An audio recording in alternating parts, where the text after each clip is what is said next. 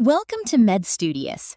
Today we are building a complete clinical blueprint for cardiovascular diagnosis, a structured, mechanism-first tour of every major investigative tool available to the modern physician, from the simplest bedside test to the most advanced invasive procedure. Cardiovascular disease remains the leading cause of death globally, and every diagnostic decision made for a cardiac patient, from the moment they walk through the emergency department door, depends on knowing precisely which test to order, in which sequence, and how to interpret what it reveals. The investigative armamentarium in cardiology is vast. It includes electrical recordings, biochemical markers, structural imaging, functional assessments, and hemodynamic measurements. Each modality has a specific target, a specific strength, and a specific limitation. Understanding how they complement each other is what separates a competent clinician from an outstanding one. By the end of this video, you will have a working mental model of the entire cardiovascular diagnostic landscape, organized logically from the most accessible bedside tool to the highest resolution invasive investigation. Let us begin. Please like, comment, share, and subscribe to MedStudious. Before learning the individual investigations, you need to understand the architecture that organizes them, because in real clinical practice, investigations are never ordered randomly. They follow a logical, stepwise hierarchy that balances diagnostic yield against cost, risk, and resource availability. Think of this hierarchy as a four-tiered pyramid. At the base, you have the bedside and routine investigations, the 12-lead ECG, chest radiography, and basic blood biomarkers. These are universally accessible, carry minimal risk, and provide broad initial diagnostic information that applies to nearly every patient. The second tier contains the functional and structural investigations, echocardiography, stress testing, and coronary CT angiography.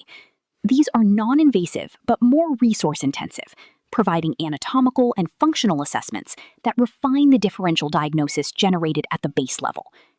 The third tier represents advanced characterization modalities, cardiac MRI, CT angiography, and nuclear perfusion imaging, reserved for specific diagnostic questions where high-resolution tissue characterization or precise ischemia quantification is required.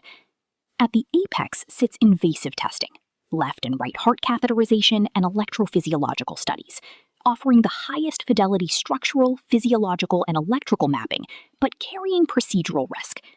The clinical principle is always the same. Select investigations guided by clinical probability, risk stratification, and the precise diagnostic question being asked.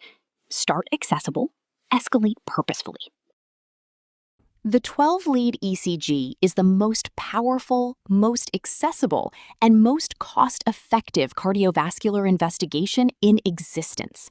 But to use it at its full potential, you must understand its fundamental design principle. Each lead views a specific territory of the myocardium from a specific electrical angle, and every abnormal finding on the ECG maps to a specific anatomical region and a specific coronary artery. This concept is called electrical topography. The anterior leads, V1 through V4, look directly at the anterior wall of the left ventricle and the interventricular septum, the territory supplied by the left anterior descending artery, or LAD. An occlusion of the LAD produces ST elevation in these leads, which is why it is historically called the widowmaker. The inferior leads, 2, 3, and AVF, view the inferior wall of the left ventricle and the posterior surface of the right ventricle, territory predominantly supplied by the right coronary artery, and in some individuals by the circumflex artery.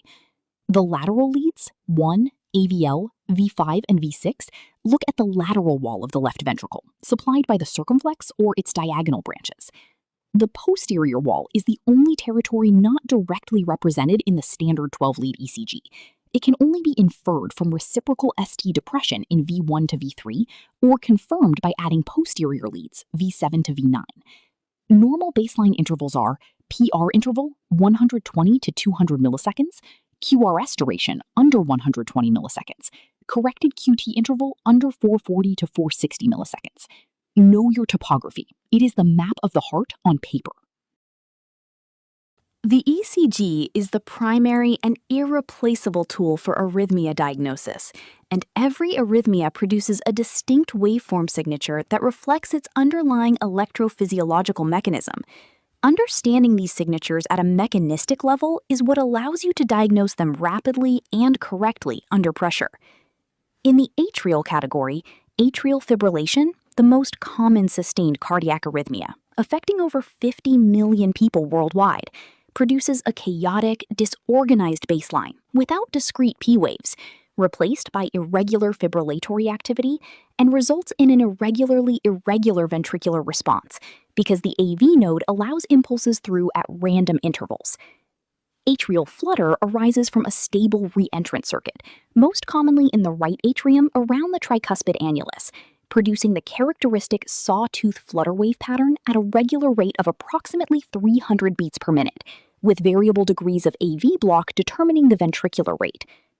Among ventricular arrhythmias, premature ventricular contractions produce wide, bizarre QRS complexes without a preceding P wave, reflecting ectopic depolarization arising below the bundle of His. Ventricular tachycardia is defined as 3 or more consecutive PVCs at a rate exceeding 100 beats per minute and is a cardiac emergency. Ventricular fibrillation, a completely chaotic rhythm without organized QRS complexes, represents cardiac arrest and demands immediate defibrillation. Among AV conduction blocks, Mobitz 1, Wenckebach, is benign and shows progressively lengthening PR intervals until a beat is dropped. Mobitz 2 carries a much higher risk of sudden progression to complete heart block. Third-degree block shows complete dissociation between P waves and QRS complexes, with the ventricular escape rhythm maintaining output at a dangerously slow rate. Acute coronary syndromes do not produce a single static ECG picture. They evolve through a dynamic, time-dependent spectrum of changes that reflects the progression from ischemia to infarction to established scar. Understanding this evolution is critical because the ECG finding at the time of presentation determines the immediate management pathway. At the subendocardial ischemia stage, corresponding to NSTEMI or unstable angina, the inner layer of the myocardium is deprived of blood flow, but the full thickness of the wall is not yet infarcted. The ECG reflects this with ST depression and T wave inversion, indicating electrical injury at the subendocardial level. Critically, and this is a high-yield exam and clinical trop, the ECG can also be entirely normal in NSTEMI, making biomarker testing absolutely non-negotiable whenever ACS is suspected. When ischemia becomes transmural, involving the full thickness of the myocardial wall from a complete coronary occlusion, the ECG shows ST elevation in contiguous leads, meeting voltage criteria. This defines STEMI and mandates emergent reperfusion, either by primary percutaneous coronary intervention, ideally within 90 minutes of first medical contact, or by thrombolysis when PCI is unavailable. After successful reperfusion, or in the hours to days following transmural infarction, pathological Q waves develop, wide and deep relative to the subsequent R wave, representing electrically silent, irreversibly infarcted myocardium that no longer contributes to the depolarization wavefront. These Q waves are permanent markers of prior transmural infarction. The most critical red flag pattern to know: diffuse ST depression across multiple leads, combined with ST elevation specifically in lead AVR, signals left main coronary artery occlusion, or severe multivessel disease, a catastrophic situation with very high mortality that demands immediate escalation to the catheter lab. If the ECG is the electrical photograph of the heart, then cardiac biomarkers are its chemical fingerprint, substances that leak into the bloodstream specifically when myocardial cells are damaged, providing biochemical confirmation of injury that the ECG cannot always supply. The undisputed cornerstone of modern biomarker-based cardiac diagnosis is high-sensitivity cardiac troponin, either troponin I or troponin T. Troponin proteins are structural components of the cardiac sarcomere, part of the thin filament regulatory complex, and are released into the circulation exclusively when cardiomyocyte membrane integrity is lost. High-sensitivity assays, now standard in most contemporary settings, can detect troponin elevation within 1 to 3 hours of the onset of myocardial injury, enabling accelerated diagnostic protocols that use 0-hour and 1-hour or 3-hour serial sampling to rapidly rule myocardial infarction in or out in the emergency department. Peak troponin levels occur at approximately 3 hours and clear over 12 to 24 hours, creating the characteristic kinetic curve shown in the slide. A critical caveat that is essential for clinical practice: high-sensitivity troponin is not MI-specific. It is elevated in any condition causing myocardial injury, including sepsis, pulmonary embolism, heart failure, myocarditis, and renal impairment. The diagnosis of MI requires a rising and/or falling pattern, not just a single elevated value. The second major biomarker category is the natriuretic peptides, BNP and NT-proBNP, released by ventricular myocytes in response to wall stress and volume overload. These are the diagnostic workhorses for heart failure. Elevated levels support the diagnosis in patients presenting with dyspnea, while a normal level carries a high negative predictive value that effectively excludes heart failure as the cause of acute breathlessness. Adjunctive markers include CKMB for detecting reinfarction, D-dimer for excluding pulmonary embolism, and lipoprotein A for genetic cardiovascular risk stratification. The chest X-ray is one of the most underappreciated investigations in cardiology. It is cheap, fast, universally available, and when read systematically with a mechanistic eye, it reveals the structural and hemodynamic consequences of cardiac disease with remarkable clarity. When assessing any chest X-ray for cardiovascular pathology, begin with the cardiac silhouette. The cardiothoracic ratio, the width of the heart divided by the width of the thoracic cage on a standard postero-anterior film, should be less than 50%. A ratio exceeding 50% defines cardiomegaly. However, be aware, cardiomegaly is a nonspecific finding. It tells you the heart is large, but not which chamber is enlarged or why. Left atrial enlargement produces specific radiological signatures: a double density sign behind the cardiac silhouette on the PA view, splaying of the carina above 70 degrees, and a prominent left heart border. Aortic widening suggests an aneurysm or dissection. Now look at the lungs. This is where the chest X-ray becomes a hemodynamic monitor. As left atrial pressure rises in heart failure, it drives pulmonary venous congestion through a predictable 3-stage escalation. Stage 1 is cephalization, upper lobe venous diversion, where blood is redistributed to the upper lobes as lower lobe vessels are compressed by rising pressure. Stage 2 is interstitial edema, marked by curly B lines, short horizontal lines at the lung periphery representing engorged and thickened interlobular septa. Stage 3 is frank alveolar pulmonary edema, presenting in the classic perihilar batwing distribution as fluid floods the alveolar spaces. Each stage corresponds to a progressively higher left atrial pressure and a more decompensated hemodynamic state. Bilateral pleural effusions, more pronounced on the right, frequently accompany this picture.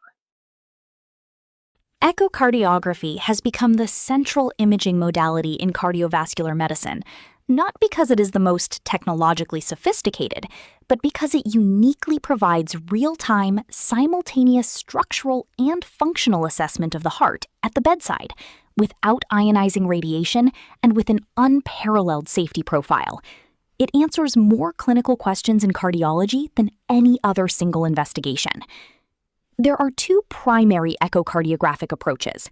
Transthoracic echocardiography, or TTE, is the standard non-invasive technique, using an ultrasound probe applied to the chest wall through acoustic windows to visualize cardiac chambers, walls, and valves.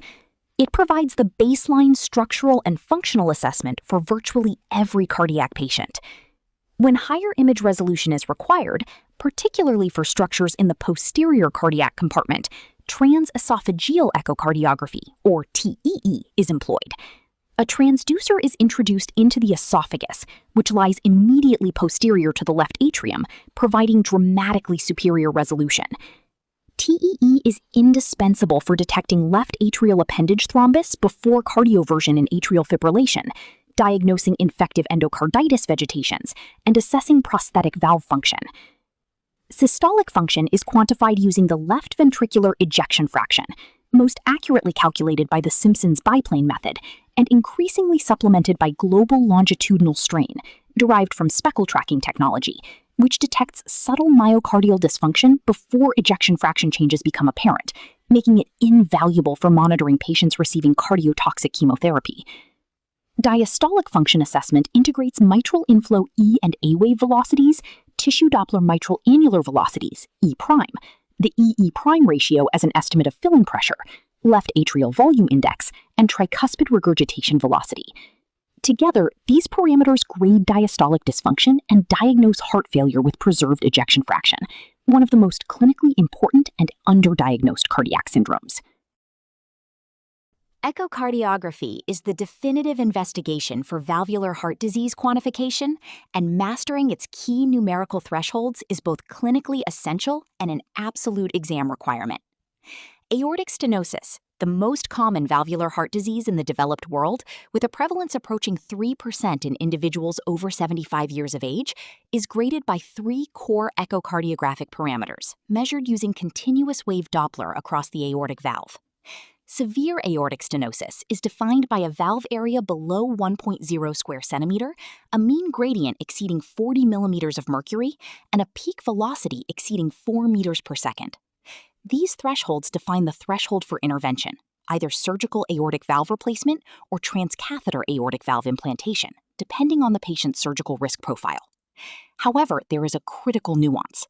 In patients with reduced cardiac output, so-called low-flow, low-gradient aortic stenosis, all 3 parameters may appear less severe than the true anatomical degree of stenosis warrants, because a weak left ventricle cannot generate the high gradients expected with severe disease. This clinical trap requires integration with dobutamine stress echocardiography to unmask true severity. Pericardial effusion is identified as an echo-free space surrounding the heart. When the effusion accumulates rapidly or reaches a critical volume, it compresses the cardiac chambers, a life-threatening condition called cardiac tamponade. The specific echocardiographic signs of tamponade physiology are right ventricular diastolic collapse, the earliest and most specific sign of hemodynamic compromise; exaggerated respiratory variation in mitral and tricuspid inflow velocities of more than 25% and 40% respectively, the echocardiographic correlate of pulsus paradoxus; and a plethoric, non-collapsing inferior vena cava, indicating high central venous pressure. These findings mandate urgent pericardiocentesis. Once echocardiography has provided the structural and functional baseline, advanced imaging modalities are called upon to answer more specific clinical questions, and each has a distinctly different target, a different physical mechanism, and a different clinical niche. Cardiac computed tomography excels at coronary anatomy and calcification assessment.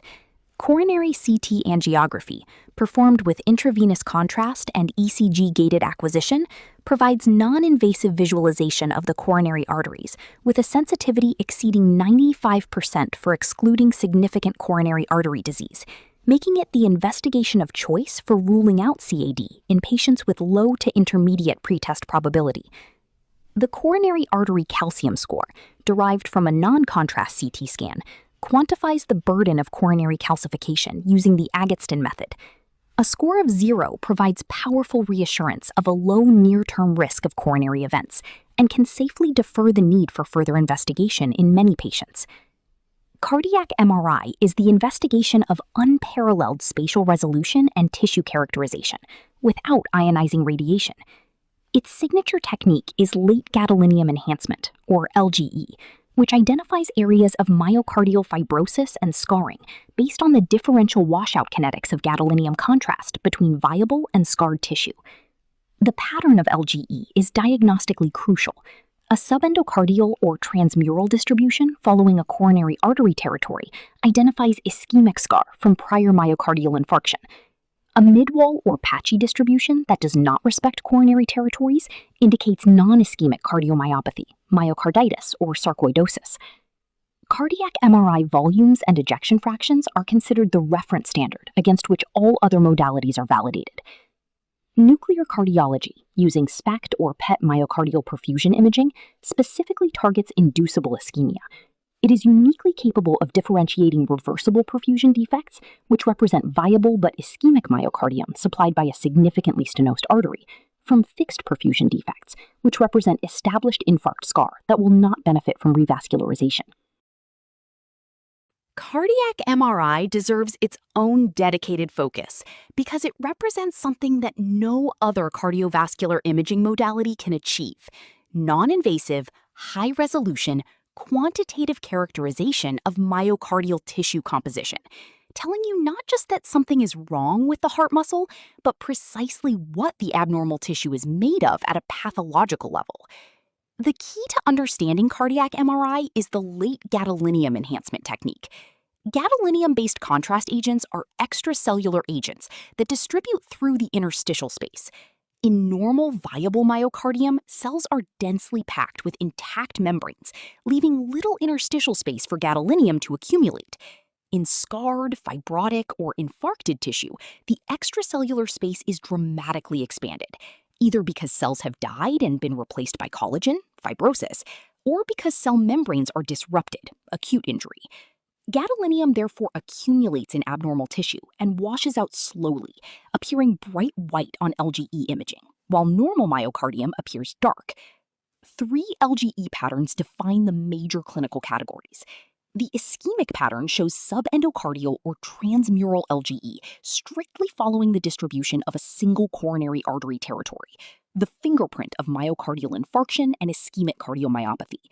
The mid-wall pattern shows LGE in the middle layer of the myocardium, sparing both the endocardium and epicardium, a non-ischemic pattern most commonly seen in dilated cardiomyopathy, particularly in association with LMNAG mutations.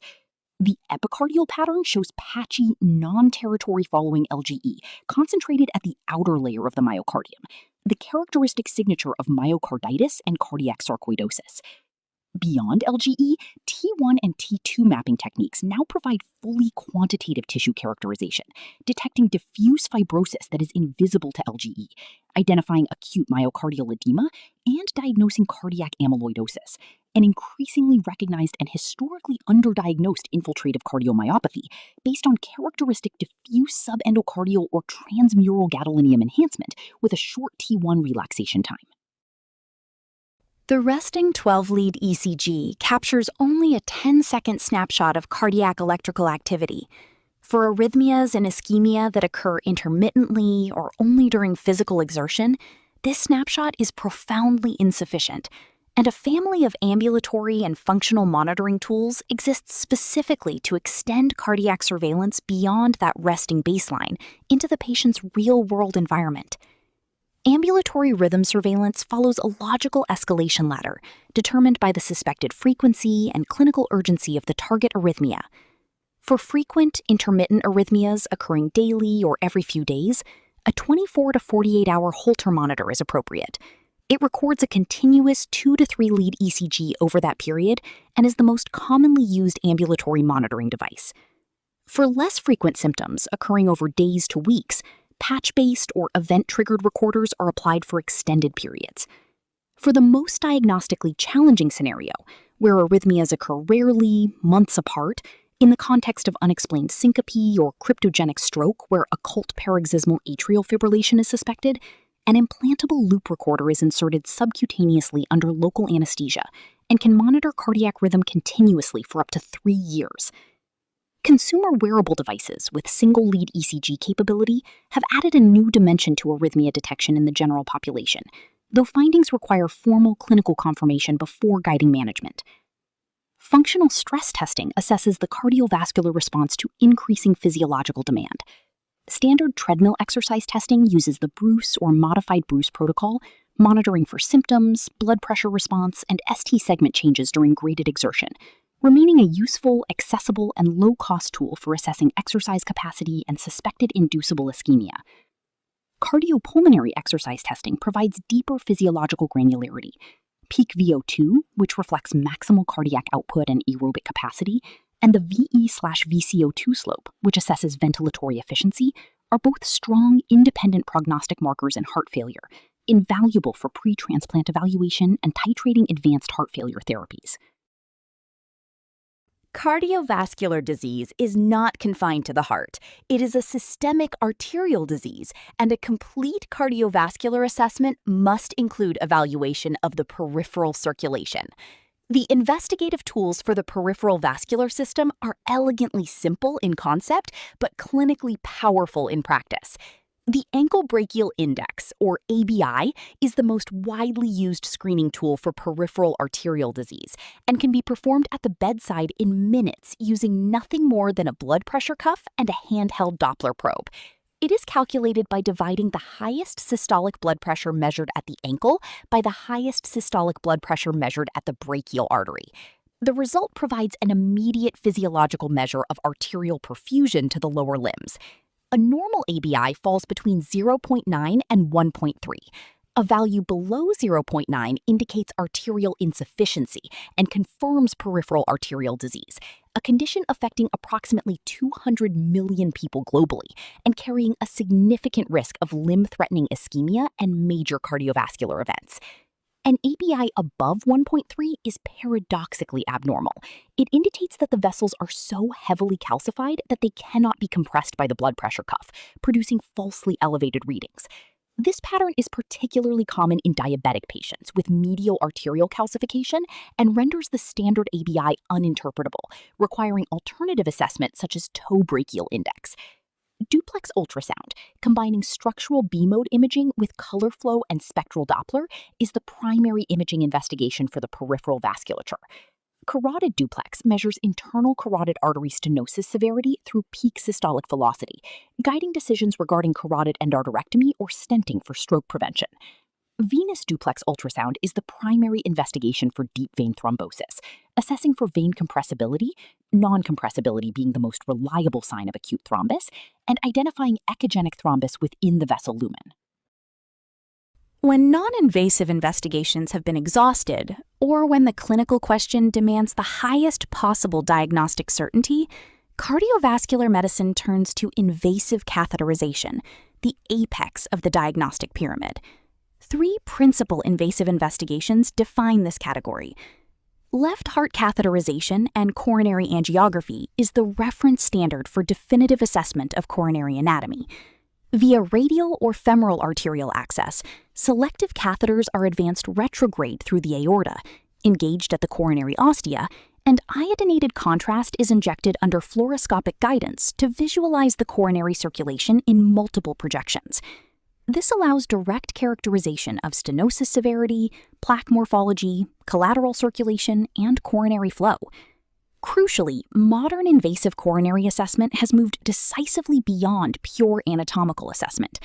Physiological pressure wire measurements, fractional flow reserve, FFR, and the instantaneous wave-free ratio, IFR, are now routinely used to assess the hemodynamic significance of intermediate stenoses, typically 40 to 70% visual narrowing that appear uncertain on angiography alone. FFR below 0.80 or IFR below 0.89 identifies a lesion that is causing functional ischemia and will benefit from revascularization. This functional assessment approach is supported by landmark trials, including FAME and DEFINE FLAIR, and is now embedded in international cardiology guidelines. Right heart catheterization, using a balloon-tipped flotation catheter advanced through the right heart into the pulmonary artery, provides direct measurement of right atrial, right ventricular, pulmonary artery, and pulmonary capillary wedge pressures, the latter approximating left atrial pressure, along with cardiac output by thermodilution or Fick principle. It remains the mandatory definitive investigation for classifying pulmonary hypertension and for hemodynamic assessment in advanced heart failure. Electrophysiological studies introduce electrode catheters into the cardiac chambers to map electrical activation, induce and characterize arrhythmias, and deliver radiofrequency or cryothermal ablation energy to the arrhythmogenic substrate, the definitive therapeutic investigation for AF ablation, flutter ablation, and reentrant tachycardias. We now arrive at the most clinically important synthesis in this entire video: how all of these investigations are integrated into real, evidence-based diagnostic algorithms that guide management for the most common cardiac presentations. This is what modern cardiology actually looks like in practice, and it in what you will be tested on in your finals, OSCEs, and clinical licensing examinations. For the patient presenting with suspected acute coronary syndrome, the pathway is sequential and time-critical. An immediate 12-lead ECG is the first act, performed within 10 minutes of arrival. If it shows STEMI, the investigation pathway effectively terminates at that point. The patient goes directly to invasive angiography for primary PCI. If the ECG is non-diagnostic, high-sensitivity troponin is drawn at 0 and 1 hour or 3 hours. A rising and falling troponin pattern confirms NSTEMI and triggers angiography within 24 to 72 hours, depending on risk stratification. For suspected heart failure, the algorithm begins with BNP or NT-proBNP and an ECG. If BNP is elevated and the ECG is abnormal, echocardiography follows to quantify ejection fraction, assess diastolic parameters, and characterize valve pathology. If an infiltrative cardiomyopathy, such as amyloidosis, is suspected, cardiac MRI with T1 mapping or nuclear bone tracer scintigraphy is added. Right heart catheterization provides the definitive hemodynamic classification when needed. For suspected arrhythmia, a 12-lead ECG captures the rhythm, if present. If the ECG is normal, ambulatory monitoring with Holter or loop recorder is the next step. If a structural arrhythmogenic substrate is suspected, cardiac MRI characterizes it. Definitive ablation is guided by invasive electrophysiological study. For stable suspected coronary artery disease, CT angiography has become the first-line investigation for low to intermediate pretest probability patients, per the most recent ESC and NICE guidelines. Functional stress testing, exercise treadmill, stress echo, or nuclear perfusion provides ischemia documentation when anatomy alone is insufficient. The master principle underlying all these pathways is identical. Select the investigation best suited to answer the specific clinical question, integrate findings with the clinical context, and always interpret test results in the light of pretest probability. Please like, comment, share, and subscribe to MedStudious.